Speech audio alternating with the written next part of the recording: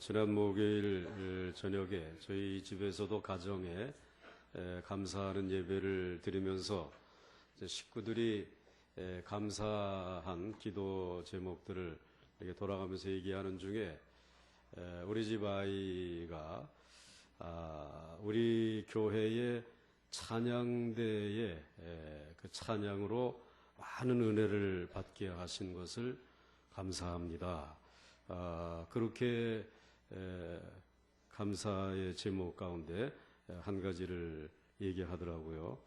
여러분들의 그 찬양을 우리 성도들이 굉장히 귀 기울여 듣고 또 영혼의 기도로 삼고 있음을 기억하시고 우리 지휘 또 반주 그리고 우리 찬양대원들 정말 감사했습니다. 한번 박수 한번 좀 여러분들 보내주시면 감사하겠습니다. 세상에는 낮과 밤이 교차가 됩니다. 낮이 지나고 밤이 되어지면 피곤한 몸을 이끌고 집으로 돌아와서 손과 발을 씻고 그리고 휴식을 취할 준비를 합니다. 그리고 이제 완전한 밤이 되면 밝혔던 등불들을 다 끄고 그리고 커튼을 치고 그리고 이제 편안한 안식의 자리에 들어가게 됩니다.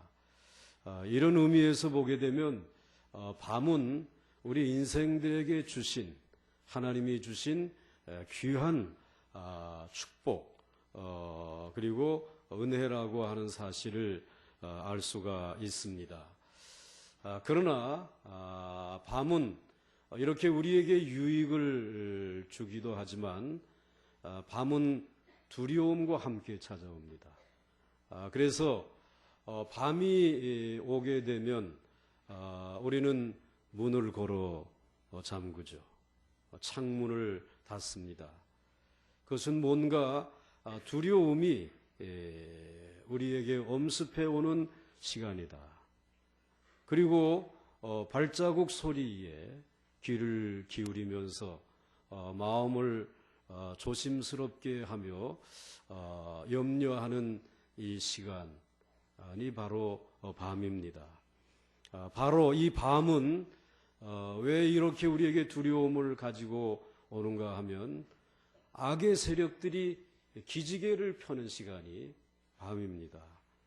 그리고 그 악의 세력들이 의롭게 살아가는 이들을 넘어뜨리기 위해서 괴계를 일삼으며 그것을 행동으로 옮기기 위해서 준비하는 시간이기 때문에 밤은 두려움의 시간이기도 한 것입니다. 우리에게 밤은 유익을 가져오기도 하고 이렇게 두려움을 가져오기도 합니다. 그런데 이 밤이 바로 이 세상에 낮과 밤이 교차되어지는 것, 그것이 이 세상에 있는 모든 사람들에게 경험되어지는 것처럼 우리 인생에 있어서도 인생의 밤, 이 역경이라고 하는 인생의 밤도 우리는 피할 수 없습니다. 모두가 다 이 세상에 사는 동안에는 그 밤을 우리는 경험하게 되어지는 것입니다. 그래서 인생의 밤을, 이 역경의 그 밤을 두려워하고 마음 졸이면서 보내게 되는 것입니다. 오늘 본문을 보게 되면 바울과 실라가 사실은 빌립보 감옥에 갇혀서 이루 형용할 수 없는 어려운 고난을 당하게 되어집니다. 즉 인생의 역경의 밤을 맞이하게 되어진 것입니다. 그러나 그는 그 인생의 어두운 한밤중에 대단한 역사를 이루게 되어지죠. 그것은 하나님을 향해서 찬송하고 기도하는 일입니다.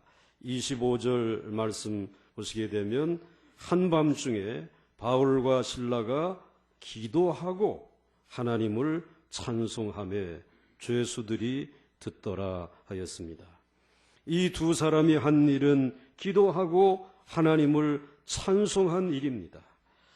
이 밤의 기도와 찬송은 역경 속에서 드린 기도와 찬송이었습니다. 인생을 살아가다 보면 인생의 밤은 피할 수 없는 것입니다.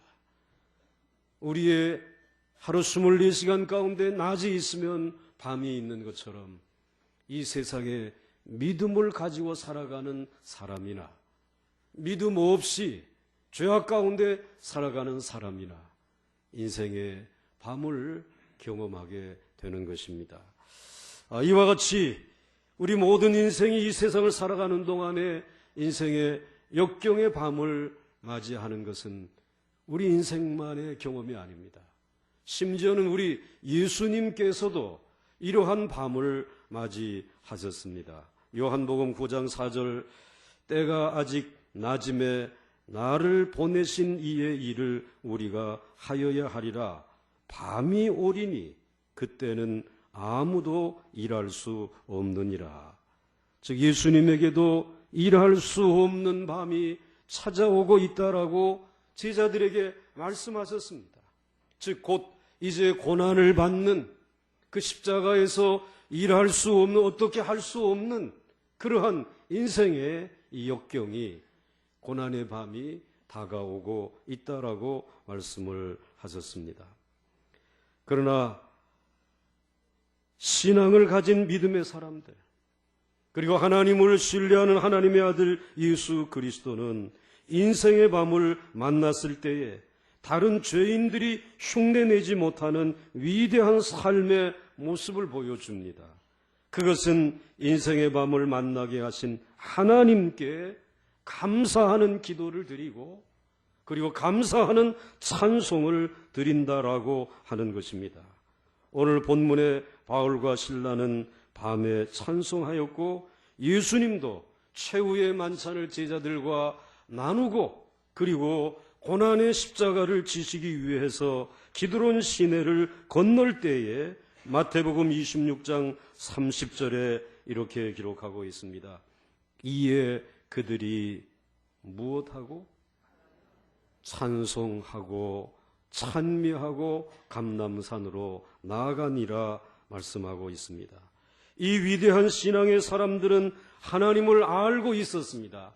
하나님을 알되 하나님은 빛도 짓고 어두움도 창조하며 하나님은 평안도 짓고 환난도 창조하는 여호와인 것을 알기 때문에 그 어두운 인생의 역경의 밤 속에서도 그냥 시간을 낭비하지 아니하고 하나님께서 이 어두움 속에서도 일하실 것을 믿고 찬송하고 기도한 것입니다.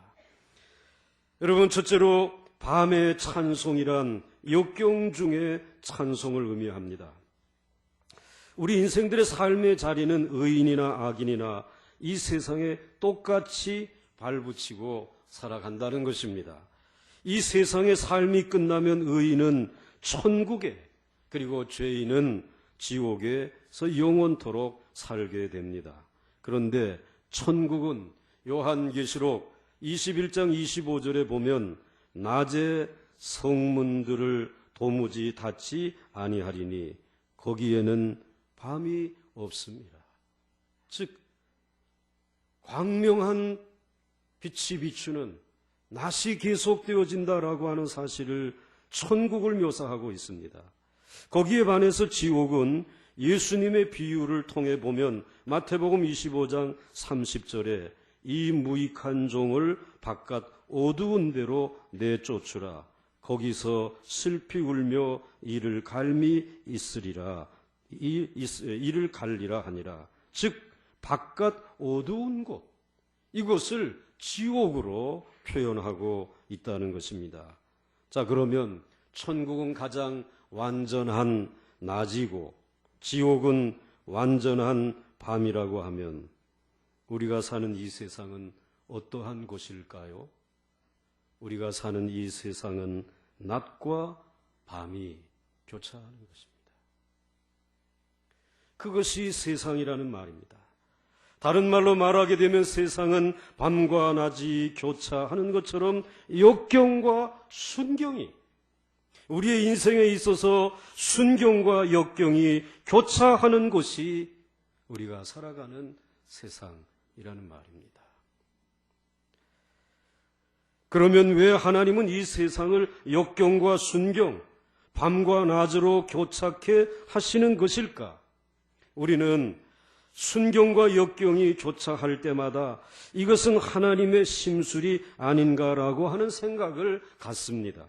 그러나 이것은 하나님의 심술이 아니라 하나님이 세상을 다스리시는 하나님의 지혜인 것입니다.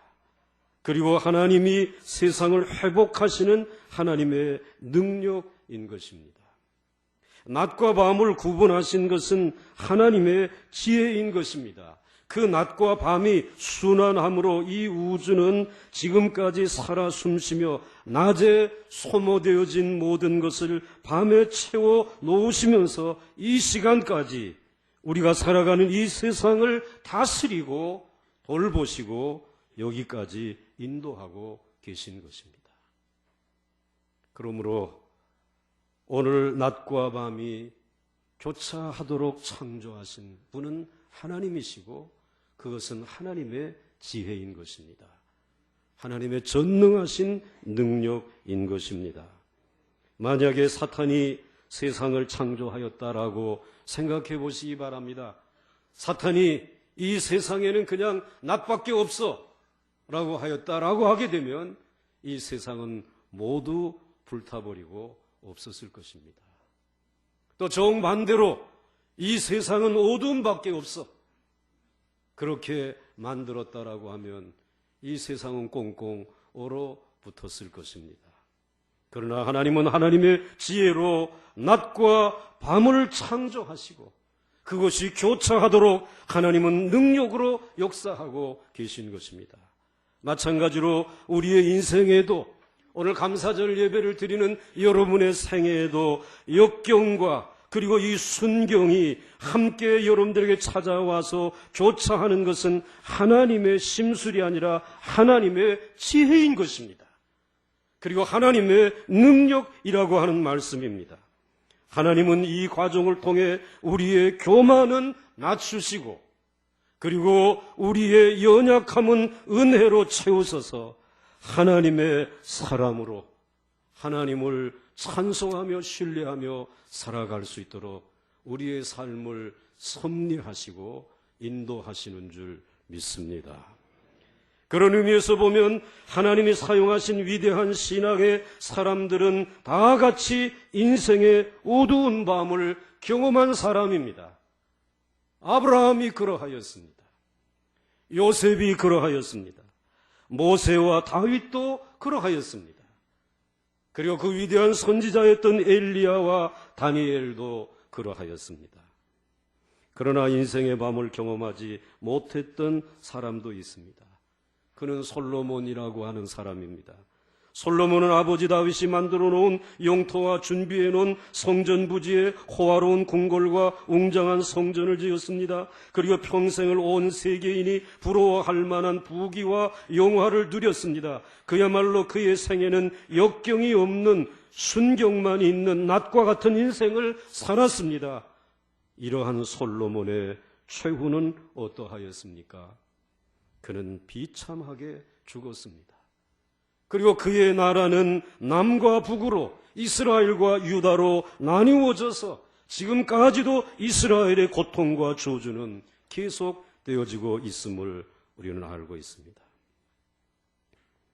예수님을 따르던 가룟 유다, 그도 무척 밤을 싫어하는 남자였습니다. 그는 그저 돈주머니를 감당할 만큼 늘 돈이 있는 곳 가까이에, 그래서 그의 입에서는 언제든지 돈 이 이야기뿐입니다. 그런데 예수님께서 이제 십자가의 어두운 밤에 그 인생의 어두운 밤을 걸어가시겠다라고 말씀하는 것입니다. 이것은 아닌데, 그래서 그는 예수님을 등지고 어디 빛이 있는 곳이 없는가 대제사장과 그리고 예수님을 죽이려고 하는 무리들이 어두운 밤에 모닥불을 피워놓은 그들이 모인 그곳을 찾아가지 않습니까? 밤에 어떻게 해서든지 격불을 쬐어보겠다고 찾아가서 예수님을 은 30에 팝니다. 그는 그것으로 그의 인생이 광명한 빛이 찾아올 줄 알았지만 그의 양심은 견디기 어려웠습니다. 결국은 예수님을 십자가에 못 박아 죽이게 한 그 죄인의 오명을 온전히 뒤집어 쓰고 그는 마침내 자살하고 그가 가지고 있었던 은 30으로 사놓았던 그의 밭은 피밭이 되어서 지금까지도 어느 누구도 가까이 하지 않은 저주의 땅이 된 것을 알 수 있습니다. 여러분, 오늘 본문의 바울과 실라는 인생의 밤, 역경의 시간을 만났을 때에 밤에 찬송을 부를 수 있었던 것은 이 역경이, 이 어려운 고난이 하나님께서 자신들을 향하신 지혜요 하나님의 능력인 것을 알고 믿었기 때문에 찬송하고 감사할 수 있었던 것입니다. 사랑하는 성도 여러분, 인생의 밤을 지난 사람만이 하나님의 지혜와 하나님의 능력을 구체적으로 체험하게 되고 그리고 그분을 의지하는 것입니다. 사실 저와 여러분은 그 인생의 밤 때문에 하나님을 찾았습니다. 죄에서 돌이키게 되었습니다. 그리고 사탄의 손을 뿌리치고 하나님의 손을 굳게 붙들게 되어진 계기가 바로 인생의 역경의 밤, 바로 그 시간이 도리어 역설적으로 우리는 구원받는 계기가 된 것입니다. 아무쪼록 밤이 없는 천국에서 영원히 살 때까지는 이 세상에서 역경을 만날 때마다 두려워 말고 밤에 찬송을 부르고 감사함으로 여러분의 마음을 지키시고 그리고 두려움을 내쫓을 수 있는 살아있는 찬송으로 여러분의 입술을 가득히 채울 수 있기를 주의 이름으로 축원합니다. 둘째로 밤의 찬송이란 알지 못하면서 부르는 찬송입니다. 바울과 실라는 옥에 갇혀서 매맞은 상처가 쓰라리고 아플 때에 자기들의 당한 일들에 대해서 저는 이제 무엇인가 석연치 않다. 그리고 의아심이 찾아왔던 것이 사실입니다. 무엇 때문에 하나님은 자기들의 아시아 전도의 일을 막으셨을까? 사도 바울은 사실은 아시아에 가서 복음을 전하기를 원했습니다. 그런데 성령님이 그것을 막으셨습니다. 그리고 드로아에서 이제는 저 건너편 마게도니아에서 어떤 한 사람이 손짓을 하면서 와서 우리를 도우라고 하는 그 환상을 보았습니다. 아, 이것은 하나님이 우리를 부르는 것이다. 그래서 그 부르심을 받아서 그 드로아에서 배 타고 유럽의 첫 성, 마게도니아의 첫 성인 빌립보로 가게 되어진 것입니다. 그런데 그렇게 순종하며 성령의 인도하심을 받고 온 그 빌립보에서 그는 얼마나 많은 고난을 당했는지, 얼마나 많은 매를 맞았는지, 그리고는 그 깊은 감옥 속에 던져짐을 당했습니다. 도대체 하나님께서 인도하신 이곳으로 순종하며 온 내게 어떻게 하나님은 이렇게 하실 수 있습니까? 그것도 특별히 귀신 들린 한 사람의 귀신을 내어 쫓아주고 그로 하여금 예수의 이름으로 구원받게 치료해 주시고 난 이 귀한 일을 칭찬은 못할 망정 사람들에게 매를 맞는 빌미를 제공하고 감옥에 쳐넣는 이유는 무엇입니까? 이해가 되지 않는 것입니다. 이 역경의 어두운 밤이 그에게는 이해가 되지 아니하는 것이었습니다. 그러나 그들은 한밤중에 기도하고 하나님을 찬송하였습니다. 기도하는 중에 원망스러운 생각, 이해가 되지 아니하는 답답함은 사라지고 입에서는 확신에 찬 찬송이 흘러나오게 되었습니다. 밤에 부른 찬송은 알지 못하면서 부르는 찬송입니다. 고난의 확실한 이유도 모르면서 부르는 찬송입니다. 믿음의 조상이라 불리우는 아브라함이 부르심을 받았을 때에도 갈 바를 알지 못하고 떠나갔다라고 소개하고 있습니다. 즉 신앙이란 갈 바를 알지 못하면서 그러나 안심하고 따라가는 길이라는 말입니다. 여기에 신앙과 과학의 차이가 있습니다. 과학은 갈 길이 분명하고 증거가 확실할 때만이 움직입니다. 그러나 신앙은 하나님의 뜻이 분명해질 때까지 그 갈 바를 모르면서 걸음을 옮기는 길입니다.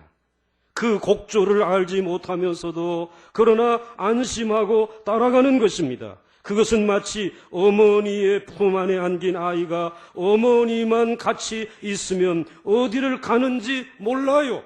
무슨 일을 위해 가는지 몰라요. 그렇지만은 안심하면서 따라가는 것과 같습니다.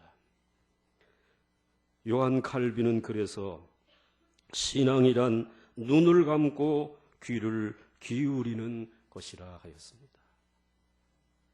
캄캄한 역경의 환경 이해가 되지 않습니다.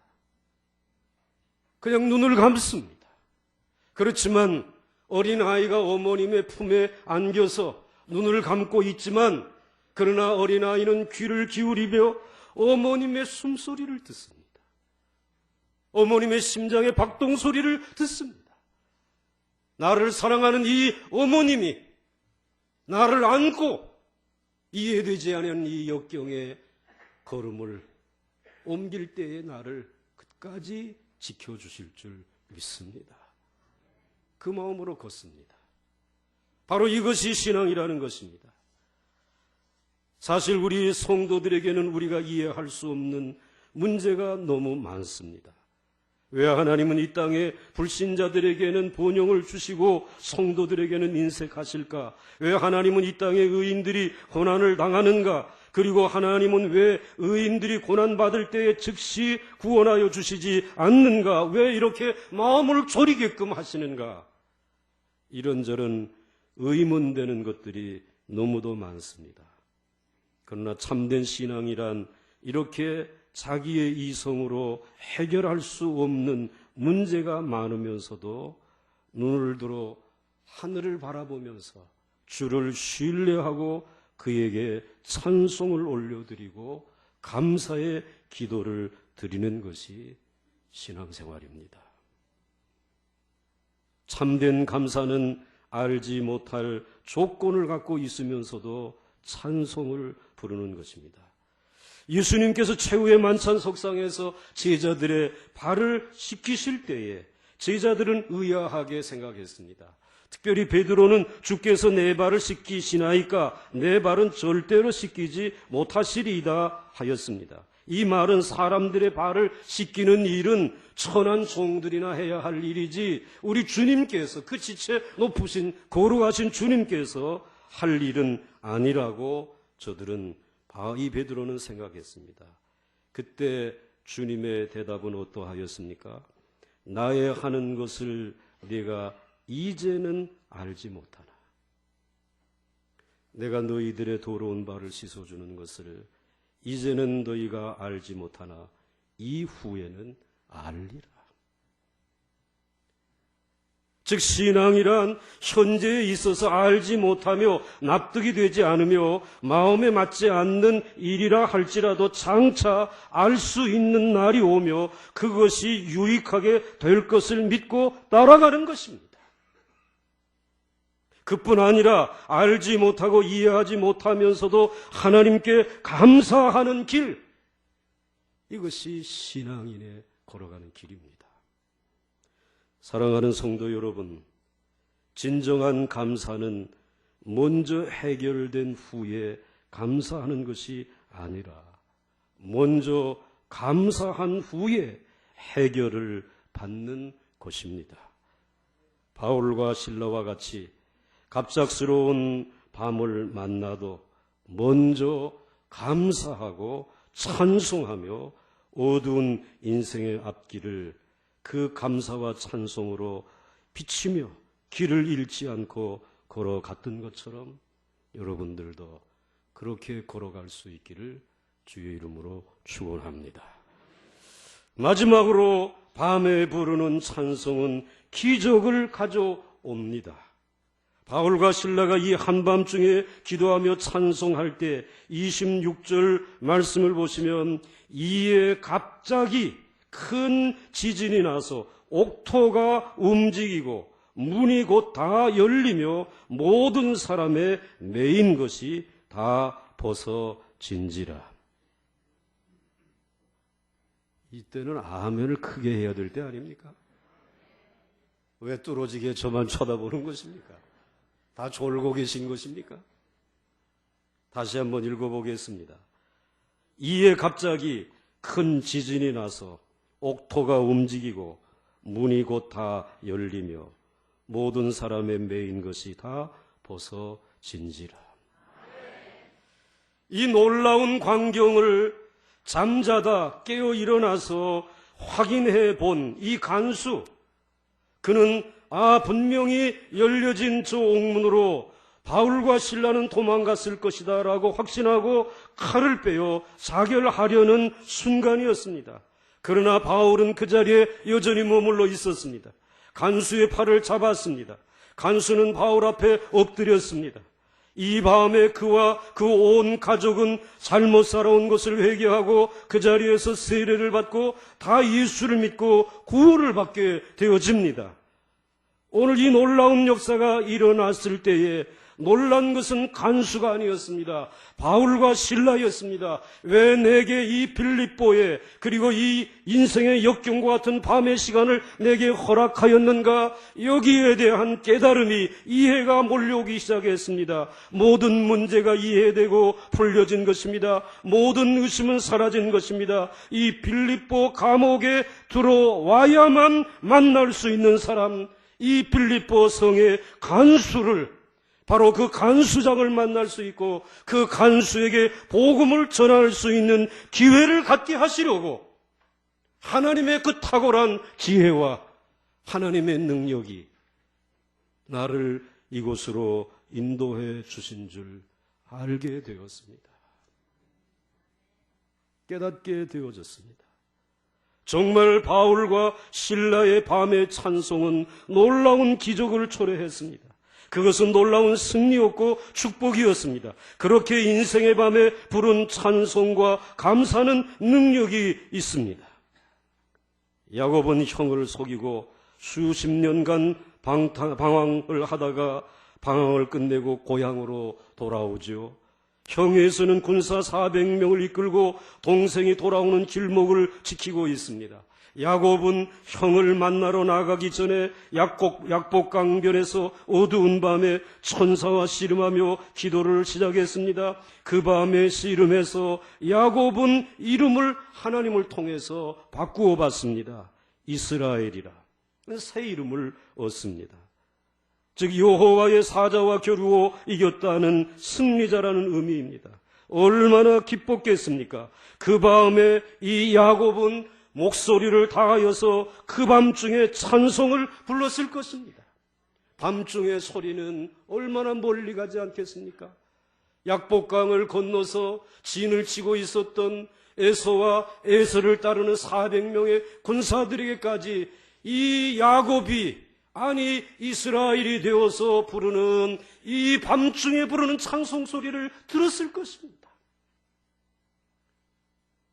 그리고 무엇보다도 그 야곱이 한밤중에 부르는 찬송 소리를 야곱의 가족들, 그 아내와 그리고 12 아들들과 수많은 종들이 들었을 것입니다. 한밤중 지금 400명의 군사가 기다리는 앞에서도 찬송을 부를 수 있다라고 한다면 오늘 우리의 지도자 야곱은 하나님에게 무언가 확실한 보장을 받았을 것이다. 저들의 마음에 있는 두려움이 떠났을 것입니다. 날이 밝았습니다. 야곱은 그 약복강을 담대히 건너지 않습니까? 그리고 에서 형님을 마주하게 되어집니다. 마주친 에서 형님의 얼굴은 바뀌어 있었습니다. 싸우려는 분노의 얼굴이 아니라 화해를 나누고 평화를 나누고 용서를 베푸는 하나님의 얼굴로 바뀌어 있었습니다. 창세기 33장 10절 중반절에 내가 형님의 얼굴을 배운즉, 누구의 얼굴을 배운 것 같다고요? 하나님의 얼굴을 본 것 같사오며 형님도 나를 기뻐하심이니이다. 밤중에 부른 찬송, 밤중에 하나님 앞에 드린 기도, 그 감사가 얼어붙은 모든 형제들의 마음에 그 관계를 녹이는 능력이 되었다는 말이죠. 이스라엘 민족이 430년간 종살이 하던 애굽을 떠날 때도 캄캄한 밤이었습니다. 애굽에 내린 99번째 재앙은 흑암의 재앙입니다. 이 흑암의 재앙 이후에 10번째 재앙은 애굽의 왕자를 쳐서, 애굽에 있는 모든 장자들을 쳐서 온 애굽은 통곡 소리로 뒤덮였습니다. 출애굽기 12장 31절에 보면 밤에 바로가 모세와 아론을 불러서 이르되 너희와 이스라엘 사수는 일어나 내 백성 가운데서 떠나 너희의 말대로 가서 여호와를 섬기며, 그 여호와는 어떠한 하나님이십니까? 빛도 짓고 어두움도 지으시는 하나님. 그러한 가운데서도 도리어 하나님의 지혜로 이 세상을 하나님의 나라로 늘 돌보시며 그리고 놀라웠도록 유지해 가시는 능력의 하나님. 애굽의 왕 바로는 과학의 힘으로 어두운 밤을 잠시 부분적으로 밝힐 수 있지만 어두운 밤을 환한 대낮같이 밝혀서 하나님의 백성을 인도할 수 있는 너희의 하나님 여호와께로 가라고 문을 열어주고 그들의 착고를 풀어준 그 시간이 밤에 부른 찬송이 울려 퍼지는 시간이었습니다. 환난 중에 감사할 수 있기를 주의 이름으로 축원합니다. 인생의 어두운 밤중 중에 여러분을 입을 다물고 계시지 마시고 여호와 하나님을 향하여 여러분의 심령 영혼 깊은 곳에서 솟아오르는 여호와 하나님을 아버지라고 부르는 찬송을 올려드릴 수 있기를 주의 이름으로 축원합니다. 기적이 일어날 줄로 믿습니다. 여러분들을 붙들고 있는 모든 병마와 저주의 착고가 풀려질 줄로 믿습니다. 막힌 문과 같은 그 문이 열려질 줄 믿으시기를 바랍니다. 사랑하는 성도 여러분, 밤은 찬송을 부를 수 있는 가장 좋은 시간입니다. 그래서 영국 속담에는 밤은 좋은 생각을 준다라고 하는 말도 있습니다. 확실히 인생의 역경이라고 하는 밤은 좋은 생각을 주는 때이며 깊이 기도할 수 있는 시간입니다. 역경을 통해 큰 역사를 이루어 가시는 것입니다. 강철왕 카네기는 그의 집에 큰 화재가 발생한 적이 있었습니다. 많은 손실을 보았습니다. 사람들은 그가 다 망했다라고 생각했습니다. 그런데 그는 그가 나가는 교회에 나가서 큰 감사의 헌금을 드렸습니다. 이 큰 헌금을 드린 사실을 알고 목사님이 카네기에게 물었습니다. 아니, 그렇게 큰 손해를 보고 어떻게 감사할 수 있습니까? 카네기의 대답은, 목사님, 제가 대답하기 전에 목사님에게 한 가지를 묻겠습니다. 어린아이에게 어떤 사람이 옷을 벗길 때는 그 어린아이가 무슨 생각을 할까요? 어떤 태도를 취할까요? 목사님이 머뭇거리고 있을 때 카네기는 이렇게 대답했습니다. 어린아이에게서 옷을 벗기는 사람은 두 종류의 사람일 것입니다. 하나는 도둑으로서 옷을 훔쳐가려고 하는 것이고, 다른 하나는 그 어린아이의 어머니로서 이제 더러운 옷을 벗기고 새 옷을 갈아 입히기 위해서 벗길 것입니다. 저는 하나님 아버지께서 이제 지금까지 더럽게 본 돈 다 가져가시고 이제는 하나님 앞에서 깨끗한 사업으로 더 좋은 새로운 옷을 입혀주시기 위해서 더러운 내 옷을 벗기시고 불태웠다라고 저는 믿습니다. 이제 새 옷을, 더 좋은 옷을 입혀주실 것을 믿고 하나님 앞에 감사했습니다. 사랑하는 성도 여러분, 하나님은 때로는 여러분의 옷을 벗기시기를 합니다. 그러나 그것은 여러분을 발가벗겨서 주위에 내던지고 부끄러움에 내던지기 위함이 아닙니다. 여러분을 사랑하는 아버지 아니십니까? 그의 아들까지 아낌없이 주시는 사랑의 하나님 아버지 아니십니까? 그러기에 여러분의 옷을 벗기시는 것은 더 좋은 옷, 고난 가운데서도 추위에 떨지 않을 수 있는 온전한 옷을 입히기 위함입니다. 우리들도 어려운 시대를 살아가고 있습니다. 시시때때로 인생의 어두운 밤이 밀려와 우리를 아프게 하고 고통스럽게 합니다. 그러나 이때에도 밤의 찬송, 밤의 감사를 잊어버리지 마시기 바랍니다. 인생의 밤은 여러분을 향하신 하나님의 지혜와 하나님의 능력인 것을 의심하지 마시기 바랍니다. 그 역경의 의미는 지금 알 수 없으나 계속 찬송하고 감사하고 기도하는 중에 그 의미를 밝히 알게 해 주실 때가 올 줄 믿으시기를 바랍니다.